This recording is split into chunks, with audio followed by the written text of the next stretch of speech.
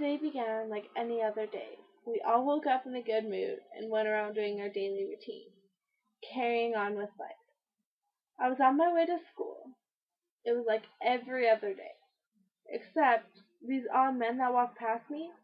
When they looked at me, they took their finger to their throat and acted as if it was a knife. It seemed that the men that were not part of our neighborhood were doing this constantly. Everything else seemed normal after that incident. People were walking around, and then, all of a sudden, there was screaming and gunshots. They seemed to be everywhere. I then dropped to the ground. I couldn't understand what was going on.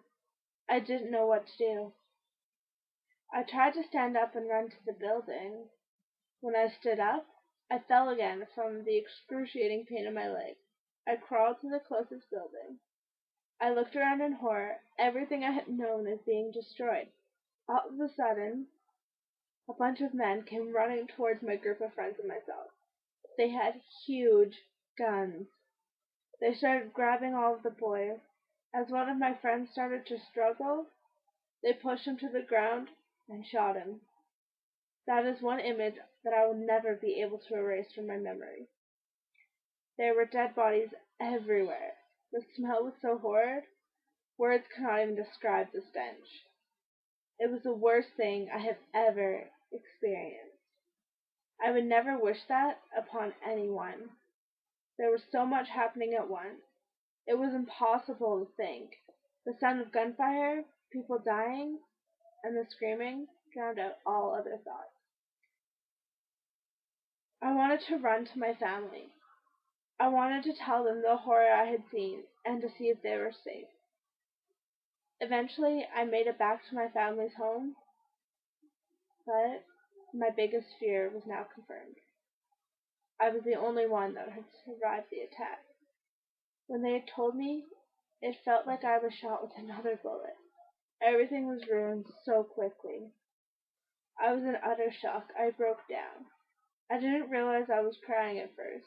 I made myself stop and think to figure things out. I looked out the window. All I could see was burning houses. Everything seemed to be on fire. The playground where I had played for many years with my brothers was destroyed. The corner store was also ruined. I can remember all the times I went there with my dad. My entire life was being destroyed right in front of me, and there was nothing I could do about it. I never want to hear or see the things I experienced that day ever again. All the people yelling and screaming for help, the sound of them being thrown into fire. The foreign men were grabbing all of the men and boys from our village. They threw them into a truck. There were dozens in each vehicle. If there was a struggle, they would shoot them. It was so traumatic. It could be the worst thing I had ever seen. I couldn't comprehend how someone could just do something like this, to have so much anger in their body and seem so devoid of remorse.